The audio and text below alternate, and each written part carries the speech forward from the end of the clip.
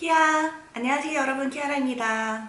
예전에 제 유튜브 영상 중에 한국과 스웨덴의 어떤 다른 코로나 대처 방식, 그리고 그것을 왜 이렇게 하게 되었는지 이런 거에 대해서 영상을 올린 거를 보신 분은 아실 테지만, 스웨덴이 이런 방식 모델을 선택한 것에 이유가 있어요. 그런데 그런 이유에도 불구하고 여튼 현재 절대적인 어떤 확진자나 사망자의 숫자 자체가 스웨덴이 훨씬 높고 한국이 훨씬 적은 거는 사실이긴 하죠. 이렇게 본인이 있는 나라가 코로나 상황이 훨씬 더 심각할 때 한국으로 이제 피난을 가시는 분들도 계시잖아요. 그런 분들이 있는 가운데 저는 왜 굳이 한국에 가지 않는지, 한국에 가지 않고 왜 스웨덴에 있는지에 대한 이유로 오늘 말씀을 드리려고 해요. 우선 이제 서구권 사람들의 마인드와 그 동양권 사람들의 마인드 자체가 되게 다른 거를 우선 먼저 짚고 넘어가야 될 것 같은데, 가령 예를 들어서 제가 2월 달에 비행을 할 일이 있어서 비행을 한 적이 있어요. 그런데 그때는 이제 팬데믹이라고 아직 지정되지 않았을 때 아시아 몇 국가 굉장히 적은 몇 개 국가들에만 이제 확진자가 나오고 있을 때였어요. 그 당시에 제가 스웨덴과 두바이 구간을 이제 비행을 하는 중이었는데, 저는 이제 한국인적인 마인드가 있으니까 저는 마스크를 쓰고선 비행을 했어요. 이게 바이러스라는 게 만약 어떤 몇 개 국가에 현재 있는 상황이라고 해도 교차 감염이 되는 것이기 때문에 공항 같은 곳에서 마주치는 사람들은 특히나 이 사람이 어떤 나라에서 온 사람과 마주쳤을지를 모르는 상황이기 때문에 훨씬 더 감염의 가능성이 높아지는 거잖아요. 그래서 저는 그런 가능성을 알기 때문에 공항이나 비행을 할 때는 훨씬 더 이제 가능성이 높아진다고 생각하는 사람이기 때문에, 그 당시에는 몇 나라 되지 않는 곳에서 확진자가 나왔었더라고 해도 저는 그때 마스크를 쓰고 있었어요. 그런데 이제 그 비행을 할 때는 스튜어디스가 항상 이렇게 물어보잖아요. 뭐 마실래, 뭐 먹을래, 뭐 이런 거를 물어보잖아요. 그런 거를 질문을 할 때 제가 물을 달라고 했어요.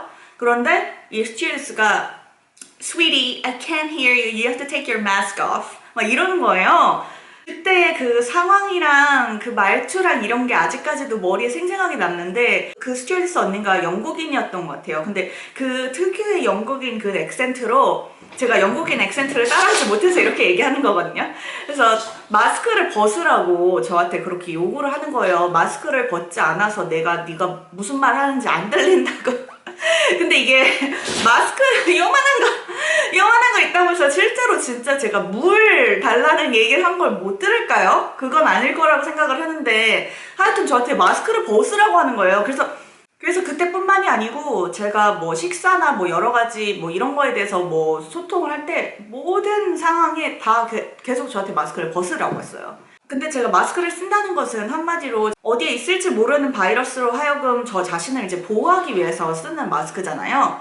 그런데 이제 그거를 그냥 벗으라고 자꾸 부탁을 들으니까 이게 하여튼 그냥 사고방식이 정말 다르다라고 생각을 했어요. 이렇게 코앞에서 얘기를 하는데도 불구하고 마스크를 벗고서 말을 하라니. 그때 그 항공기 내에 제가 유일한 아시아인이었고 제가 유일하게 마스크를 쓴 사람이었거든요. 이걸 보면 아시겠다시피 마스크에 대한 이제 서구권 사람들의 생각은 동양인 생각들이랑 전혀 달라요. 전혀 다른 것 같아요. 기침을 하거나 재채기를 할 때도 가리고선 하는 게 예의인 거잖아요. 그냥 이렇게 자기가 가진 어떤 비말이나 이런 바이러스 같은 걸 퍼뜨리지 않기 위해서 이렇게 가리고 하는 게 예의라고 생각할 만큼 이제 저희 동양인들한테는 마스크를 쓰는 것 자체가 어떤 하나의 예의 범절에 속할 수도 있는 거잖아요. 다른 사람을 위한 어떤 배려의 방식이잖아요. 그런데 이제 그 스튜어디스 영국인 한 분의 거를 다 일반화시키면 안 되긴 하겠지만, 하여튼 마스크에 대한 생각이 서구권에서는 많이 다른 건 사실이에요. 그냥 사고방식 자체가 달라요. 그래서 이제 어떤 방역에 대한 기본적인 사고방식 자체가 서구권이랑 동양권이랑 정말 다른 것 같아요. 그거는 사실인 것 같고, 그래서 그런 다른 방역 때문에 확진자의 수가 당연히 다를 수밖에 없고, 동양권이나 서구권이나. 그리고 그런 것 때문에 서구권에 훨씬 더 바이러스가 더 청발할 수 있는 최적의 환경이 만들어질 수 있는 것도 더 맞는 이야기인 것 같고. 그런데 이제 문제는 이런데 왜 한국으로 도피를 안 가느냐, 이거가 이제 궁금하신 점일 것 같은데, 제 생각에는 저는 민폐인 것 같아요. 지금 여기에서 나는 이제 뭐 좀 더 안전해질 수 있겠죠? 그런데 이제 나라는 매개체가 하나 더 한국에 들어가는 거잖아요. 저는 그냥 그 상황 자체가 모르겠어요. 지금은 이제 초창기 이게 뭐 얼마나 갈지 모르겠어서 나중에는 어느 시점에는 한국에 들어가야 될 시점이 올 것 같은데 현재는 이제 첫 해잖아요. 아직 초창기잖아요. 그런데 이 초창기에 제가 이제 하나에 더 추가되는 매개체가 바이러스를 싣고 올 수 있는 매개체 자체가 한국에 나조차고 들어가는 것 자체가 저는 민폐인 것 같아요. 이거는 약간 저한테는 이룰 수 있는 거일 수도 있지만 그리고 저는 만약에 가게 되면 자가격리 할 수 있는 장소도 있지만 내 스스로는 조금 더 안전해질 수 있지만 그 의미가 이제 한국인이 더 안전해질 수 있다는 의미는 아니잖아요. 제가 하나 더 좋자고 청정지역 한마디로 약간 완전 청정은 아니지만 솔직히 상황이 한국이 훨씬 더 좋은 건 사실이니까 청정지역으로 제가 혼자 좋자고 들어갔다고 해서 지금 한국에 계신 한국 분들한테 이제 좋은 의미일까는 이제 제가 그거는 좀 많이 생각을 해본 끝에 내가 안 들어가 주는 게 차라리 나은 것 같다 이런 생각이 들었고 그래서 그게 이제 첫 번째 이유나 마찬가지죠. 그리고 이제 두 번째 이유는 자가격리인데 이제 한국은 몇 나라 안 되는 처음에 이제 입국을 할 시에 2주간 자가격리를 하는 나라잖아요. 내가 그 자가격리를 잘 할 수 있는 사람일까에 대한 어떤 확실히 잡히면은 제가 들어갈 것 같아요. 근데 현재는 아직 자신이 없어요. 아직 그런 모든 세상이랑 나랑을 이렇게 차단을 하면서 배달 음식만 계속 시켜 먹고 배달 음식 쓰레기 버리러 가지도 못한다면서요. 그래가지고 그 쓰레기를 안고 2주 동안 내가 살아갈 수 있는가? 내가 이렇게 자가격리를 확실히 할 자신이 있는가? 그런 사람인가를 계속해서 이제 돌아보는 질문을 하게 되죠. 그래서 저는 한국에 코로나 종식 전에 들어가게 된다면 이거에 대한 저의 확신을 확실히 잡고 2주 동안 진짜 나는 자가격리를 진짜 철저하게 할 수 있는 자신이 생겼다. 그때는 이제 제가 들어갈 생각을 할 것 같은데 현재는 2주 동안 내가 그렇게 완전 봉쇄 차단하고 들어갈 수 있는 사람일까 이거를 고민을 하고 있어요 아직은. 그래서 아직은 못 들어가는 거고 그래서 제가 사실 2주 전에 사촌동생 결혼식이 있었어요 여러분. 2주 전에 사촌동생 결혼식이 한국에 있었음에도 불구하고 제가 그것도 못 간 거죠. 한마디로 안 간 거죠. 뭐 이런 이유들 때문에. 그래서 내가 그 자가격리를 확실히 해서 민폐를 안 끼칠 수 있는 사람인가?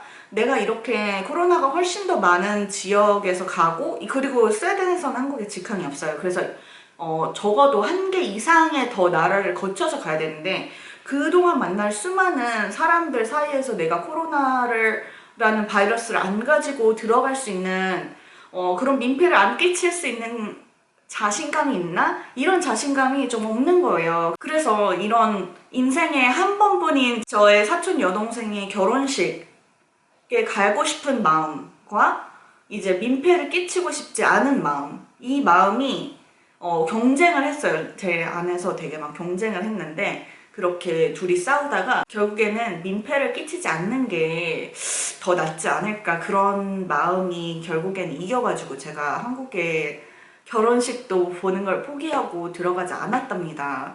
그렇지 않았으면 저는 진짜 결혼식 가고 싶었죠. 왜냐면 그 친구도 계속 미루다가 내년까지 미룰까 하다가 내년에도 종식이 될지 안 될지 모르는 상황이기 때문에 어쩔 수 없이 그냥 가족들이랑만 한 거거든요.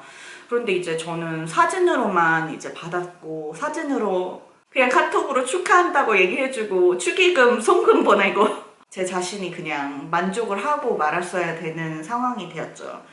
그래서 사촌동생이 저한테 오해를 안 했으면 좋겠어요. 제가 안 가고 싶어서 안 간 게 아니고 저는 당연히 가고 싶죠. 사촌동생 결혼식이라는 행사에도 참석을 하고 싶고 한국이라는 고향도 그립고 너무 그리고 뭐 솔직히 말하면 한국에 있으면 제 자신이 좀 더 안전해지는 것도 사실이니까 여러 의미에서 가고는 싶었지만 아직은 좀 민폐가 아닌가라는 생각이 들어서 한 내년쯤 되면 또 모르겠어요. 한 내년쯤 되면은 이게 상황이 좀 더 좋아질 것 같기도 하고 그래서 좀 괜찮을 것 같은데 지금은 조금 이르지 않은가. 현재는 아직 그래도 올해는 어디 안 가주는 게 그냥 좀 덜 민폐인 거 아닌가라는 생각이 들어서 제가 아무래도 한국행을 취소를 했고 그래서 이제 결혼식도 못 봤죠. 참 안타깝긴 한데 그래도 지금 생각해봐도 아직도 잘한 결정인 것 같기도 해요. 아직은 한 내년쯤 되면은 또 어떻게 될지 모르겠어요. 상황이 뭐 물론 불가피한 경우가 있으면은 가겠지만 그렇지 않고 현재는 이제 그냥 나 하나만 희생하면 좀 덜 민폐이지 않을까라는 생각이 드는 시점이기 때문에 우선은 안 들어가고 있고요. 제가 어디서 봤는데 저희 세대가 자유여행 마지막 세대라고 하더라고요. 그래서 지금 생각해보면 이거 코로나 나오기 전에 여행 진짜 많이 했던 거 정말 잘한 일이었던 것 같아요.